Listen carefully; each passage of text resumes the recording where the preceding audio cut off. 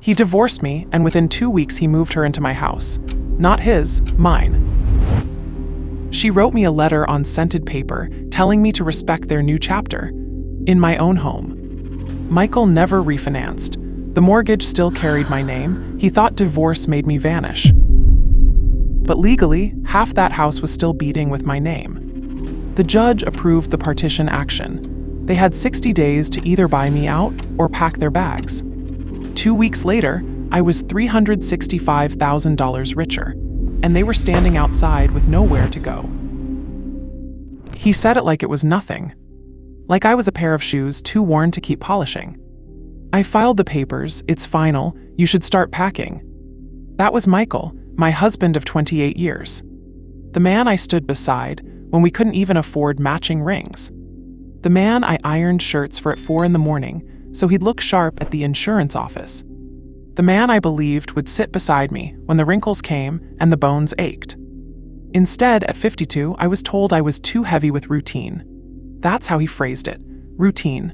Like love was supposed to be a circus act, he didn't even look ashamed. He stood in the doorway of our own living room, fiddling with his watch, while behind him I saw her shadow, the new wife. A girl 33 years old, barely older than our daughter. She clung to the banister like she already owned the place. Her name was Tessa. I knew that before he admitted it. She used to work the front desk at his office, always smiling a little too wide when I dropped off lunch. I ignored it because a wife shouldn't live paranoid. Turns out, a wife should live prepared. He divorced me, and within 2 weeks he moved her into my house. Not his, mine. The bricks were paid with my overtime checks from the hospital. The down payment came from the inheritance my father left me. The kitchen tiles, every square, I scrubbed with my bare hands while Michael promised someday he'd lighten my load. Someday never came. Instead, he carried her bags across the threshold while I was still nursing the sting of a judge's stamp on our divorce papers. People think betrayal burns hottest in the heart. That's wrong. It burns in the bones, in the marrow, deep where you can't shake it out. Let me tell you something. I wasn't a fragile woman. I was a nurse for 25 years. I lifted bodies twice my weight, held hands of men twice as stubborn, and buried friends who worked themselves to death. I stitched through double shifts, came home to cook for Michael, and made sure our 2 kids, Lucas and Mariah, never missed a field trip even when bills were late. I skipped vacations, he took them. I saved pennies in jars. He spent dollars on golf, and still, I never thought he'd go this far. Sacrifice, that's a word people like to romanticize. But sacrifice in marriage is not roses and violins.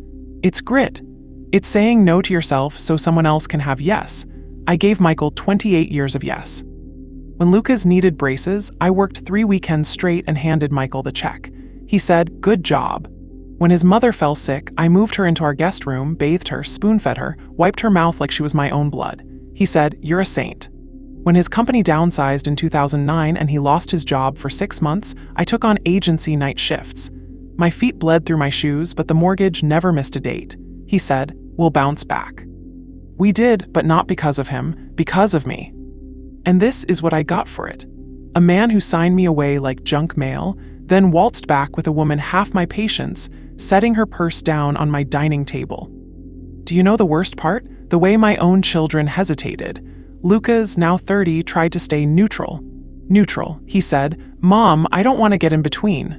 Mariah, 27, cried when she called but didn't visit for weeks. They didn't want to pick sides. They wanted peace. I didn't need them to fight for me. I needed them to see me, to understand that I wasn't just losing a husband. I was being erased from the very walls I built. One evening, about a month after the divorce papers came through, I drove past the house. My house. The curtains I sewed myself were gone, replaced with some thin white fabric from Target. Through the window, I saw them laughing on my sofa. My sofa. Bought secondhand, reupholstered with money from my overtime shifts. Tessa had her bare feet on the armrest like she owned it. That's when the rage shifted into something sharper. Strategy. Because here's the thing about betrayal. If you let it, it will turn you into ash. But if you're patient, it can also turn you into steel. I pulled into the old church parking lot that night and sat in the dark. I thought about every bill I'd paid, every dollar I'd funneled into that house, every signature I'd ever written. And then I remembered something. Michael never refinanced. The mortgage was still joint. My name was still there. The deed still carried Foster. Not just his, but mine. He thought divorce made me vanish. But legally, half of that house was still beating with my name. The next morning, I called Rachel, my oldest friend, a paralegal who knew more about property law than most rookie attorneys. I laid it all out, 28 years, the divorce, the new wife already unpacking her dresses in my closet. Rachel was quiet for a moment. Then she asked the question that changed everything. "Do you still have your name on the deed?" "Yes," I said slowly. "And he never bought out your share?" "No." Rachel exhaled. "Then he made the biggest mistake of his life, because you still own half that house, and you can force a sale." The words felt like iron in my blood. Force a sale. It's called a partition action. You can demand the house be sold, and you get your share. If he can't buy you out, he and his little wife will be packing. I didn't answer right away. I looked around my small rental apartment, the beige walls, the cheap linoleum floor. It wasn't home. It was a holding cell. My home was still standing 2 blocks away, but with strangers inside. I said it calm, "Do it." Rachel didn't waste time. Within a week, she drafted papers so clean, so airtight they could cut glass. I didn't rant. I didn't storm into the house. I just signed, and the law began moving like a current under their feet. Michael found out 2 days later. He called me, voice tight with anger and false pity. "Laura, what's the point? Why are you dragging this out? We're divorced. It's over." I let him spit. Then I said, "Over for you maybe, not for the deed." He went silent. That silence was the sweetest sound I'd heard in months. But let me not get ahead of myself. Before the legal hammers fall, you need to understand just how far the sacrifices ran, how deep betrayal cuts when it's not just about romance but survival. For 10 years straight, every Christmas bonus I earned went into our children's college funds. Lucas graduated without debt. Mariah only had to take a small loan. Michael liked to brag about our careful planning at family gatherings, but he never mentioned the double shifts, the missed birthdays, the migraines I swallowed down so those checks cleared. I sold my mother's gold bracelet, her only heirloom, when Michael's car broke down and he needed it for work. He promised he'd replace it one day. He never did. I stayed through his mistakes. The time he accidentally maxed out the joint credit card on golf equipment. The time he forgot to pay the electric bill and we sat in the dark 2 nights straight. The time he loaned money to a cousin and never saw it back. And still, I stayed. Because that's what women of my generation were taught: hold the family even if your hands bleed. So when he threw me out like a used napkin, it wasn't just rejection. It was robbery. But I wasn't going to cry in silence anymore. This was only the beginning. The first shot didn't come from Michael. It came from her. A week after Rachel filed the petition, I got a letter in the mail. Pale blue paper, cursive handwriting, scented like cheap perfume. It read, "Dear Laura, Michael and I are settling into the house, and it's important we establish boundaries. Please arrange a time to collect any items you left behind. Afternoons work best. Kindly respect our new chapter. Tessa Morgan." My jaw locked. Boundaries. My own name erased. My life rewritten in lavender ink like some greeting card. She wrote our new chapter as if I was the footnote. I didn't cry. I didn't even crumble the paper. I set it down, flat on the kitchen counter, and stared at it until my tea went cold. You see, rage doesn't always roar. Sometimes it sits perfectly still, sharpening its teeth. I folded the letter and tucked it in my folder with Rachel's paperwork, because this wasn't about emotions anymore. This was evidence. Every insult, every arrogant slip, I was going to use like bricks for my wall. Michael called that night. His voice was buttered with guilt and arrogance.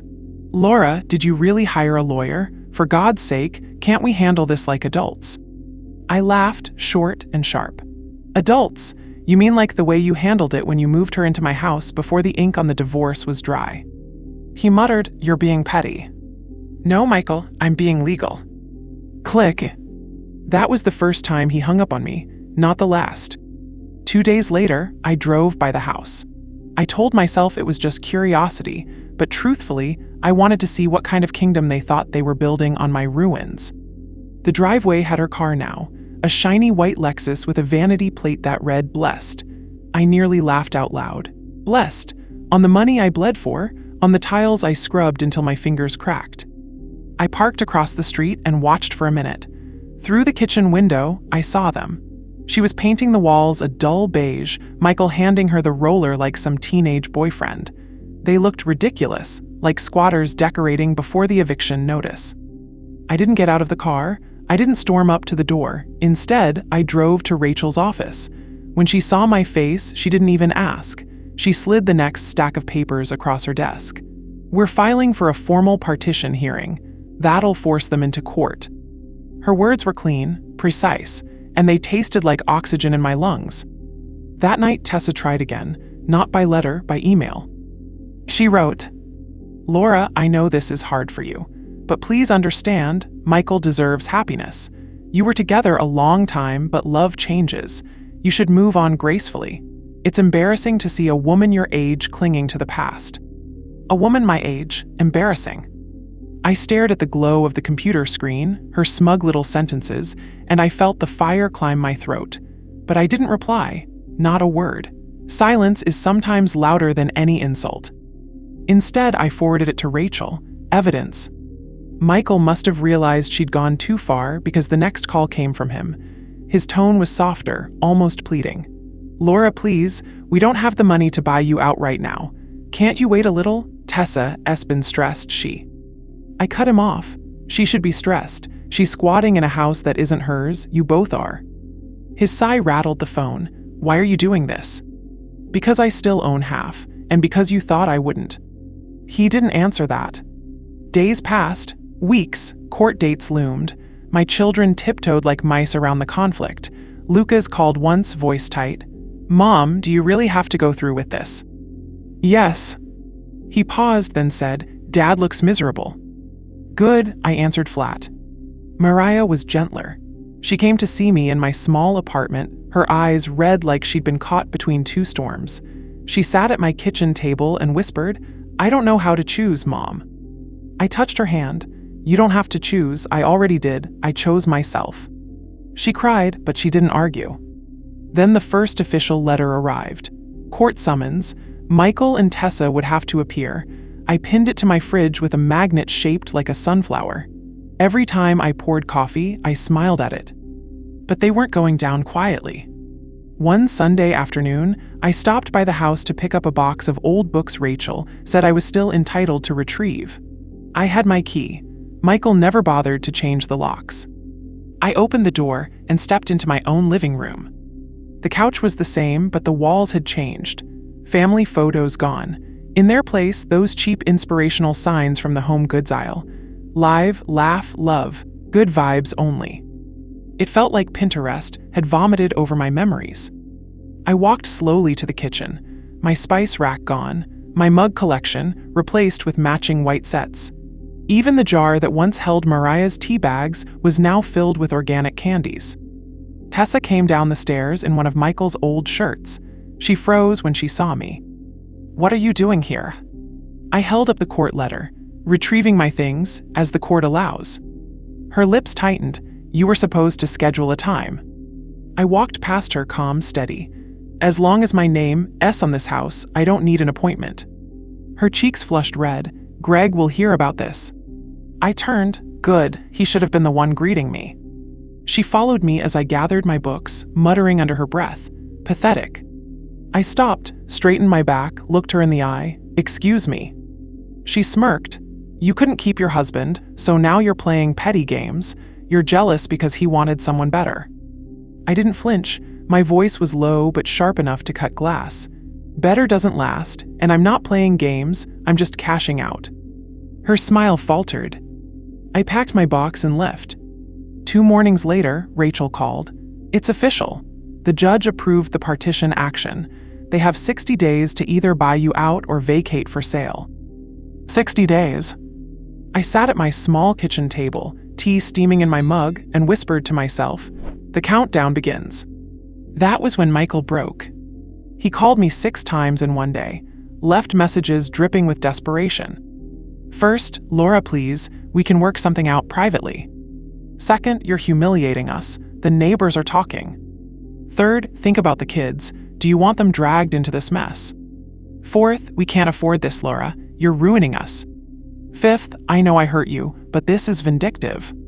Sixth, just silence, heavy breathing, then a muttered, why are you doing this? I didn't return a single call. Because here's the truth, revenge isn't always a scream. Sometimes it's the sound of papers sliding across a judge's desk. And I wasn't done. The countdown began, and you'd be surprised how quickly 60 days can eat through a man's pride. At first, Michael walked tall. He told our kids he had it under control. He told neighbors he was handling it privately. He even called Rachel once, trying to sound reasonable, like he could charm his way through the law. She shut that door quick. By week 2, the cracks started to show. Lucas called me. Dad's stressed. He said you're trying to take the house just to spite him. I answered steady. No, I'm taking the house because it's mine. Lucas sighed. He says Tessa's falling apart. Then maybe she shouldn't have built her castle on someone else's foundation, I said. Silence, then Lucas whispered, I think you're right. That was the first time my son admitted it. By week 3, I noticed a new sign staked in the yard, for sale by owner. Desperate. They were trying to dodge realtor fees, squeeze out every dollar, but the market wasn't kind, and desperation has a smell. Buyers can sniff it. Rachel told me, don't worry. Court requires fair market value. They can't just pawn it off cheap to a friend. That's when I knew the trap had fully closed. Meanwhile, Tessa wasn't quiet. She filled Facebook with passive-aggressive quotes. Some women don't know when to let go. Bitterness ages you faster than time. Selfies with swollen eyes, captions about haters. I didn't comment, didn't like, didn't even peek twice, because I wasn't her audience. I wasn't there to spar, I was there to win. By week 4, the lawn looked tired, grass uncut, curtains half-drawn, a house waiting to be judged by strangers. Rachel smiled when she told me an agent she trusted had been brought in. We're making sure the listing's clean, no shady transfers, no backdoor tricks. Michael must have known it too, his calls shifted tone. Gone was the pride, now came the begging. One message, Laura please, let's not involve strangers in this. Can't you just give us time? Another, we can't afford to buy you out. Please, think of the years we had. Years, he threw away those years for someone who couldn't even last 60 days under pressure. One night, close to midnight, my phone buzzed. It was Tessa. I almost didn't pick up. Curiosity made me. Her voice was cracking. You're ruining us, do you understand that? We can't sleep. We can't plan anything. Michael's credit is wrecked. You're humiliating him. I waited for her to breathe, then answered, calm as stone. No, Tessa. He humiliated himself when he moved you into a house that wasn't his to give. She sobbed, be a woman about this, show some grace. I whispered back, being a woman means knowing your worth, and I'm done shrinking for either of you. Then I hung up, blocked her number. By week 6, the house hit the market properly. Professionally staged, photos online, open houses scheduled. Every Saturday and Sunday, strangers walked through the rooms where I once cooked, prayed, wept. Strangers opening closets, testing faucets, judging countertops. Michael hated it. I heard from Mariah that he complained constantly. He didn't like people trampling through his private space. His private space, my blood built those walls. His complaints were music to me. And then it happened. An offer, full asking price, no contingencies, young couple expecting their first child. They wanted fast closing, 2 weeks. Rachel told me with a grin, it's perfect. Perfect indeed. Michael called me that day, not angry, not begging, just broken. Laura, he whispered, will have nowhere to go. I answered plain, then you should have thought about that before you erased me. He started to cry, actual tears over the phone. I didn't feel pity. I felt justice. 2 weeks later, the deal closed. The deed was transferred. My bank account swelled with $365,000. Clean, untouchable, mine. Michael and Tessa, out. 60 days became 0. They had no buyout, no bargaining chip, just boxes and shame. I didn't watch them move. I didn't need to see Tessa's Lexus loaded with garbage bags or Michael stomping down the driveway with his head low. I just imagined it, and that was enough. But I did see the aftermath. A month later, Lucas called. Mom, Dad's in a small rental. Tessa left. I asked Calm, already. She said he embarrassed her, that she gave up everything for a man who couldn't keep a roof. I didn't laugh, though every part of me wanted to. And him, I asked. Lucas sighed. He looked smaller, Mom, like he aged 10 years and 2 months. I nodded to myself. Justice doesn't always need a stage. Sometimes it's just the sight of a man shrunk by his own choices. A week later, Michael showed up at my apartment. He stood at the door, thinner, tired, hair messy. He knocked like a beggar. I opened, but didn't invite him in. I came to ask something, he said. I crossed my arms. Ask. Can you help me with the deposit for a new place? Just a little, we're short. I stared at him. Excuse me. He lifted his hands like surrender. I know how it sounds, but we didn't think you'd go this far. We thought you'd let it go. I let silence sit heavy, then I answered. You thought wrong, and no, Michael, I don't finance the people who robbed me. He flinched like my words slapped him. Then he nodded, quiet. No argument, no anger, just a man who finally understood. He walked away slower than I'd ever seen. That image, that was my closure. I didn't slam the door. I closed it gently, because sometimes gentle is deadlier. And me, I wasn't done either. I met with a financial planner, a sharp woman with eyes that missed nothing. Together, we mapped out investments. I bought a small condo outright. 2 bedrooms, balcony overlooking a garden. Paid in full, no mortgage, no cosigner. For the first time in 30 years, every inch belonged only to me. I also made a choice. From that $365,000, I donated $50,000 anonymously to a women's legal fund. A note attached, for the women who don't yet know they're allowed to fight back. That money helped 3 women file cases that changed their lives. One of them left a husband twice her size, walked away with custody, and thanked an angel donor in a newsletter. I read her words and felt something crack open inside me. That's what real victory looks like. But the sweetest part, peace. In my condo, there's no echo of footsteps that don't belong. No second toothbrush in the bathroom. No shadows of betrayal. Just me, my mug of tea, and the hum of a life I rebuilt. Sometimes I sit on the balcony, sun warming my face, and I think about that lavender letter Tessa sent. About Michael's voice breaking on the phone. About the look on his face when I said no. And I smile, not cruel, not bitter, just free. Because justice doesn't always roar. Sometimes it signs a deed. Sometimes it cashes a check. Sometimes it closes a door so quietly the world doesn't even notice, but you do. My name is Laura Foster. I was divorced, discarded, and disrespected. And then I reminded them legally, financially, spiritually who I was. They bet against the wrong woman. And now, when I sip from my mug, I sip slowly, because I earned every drop of this peace.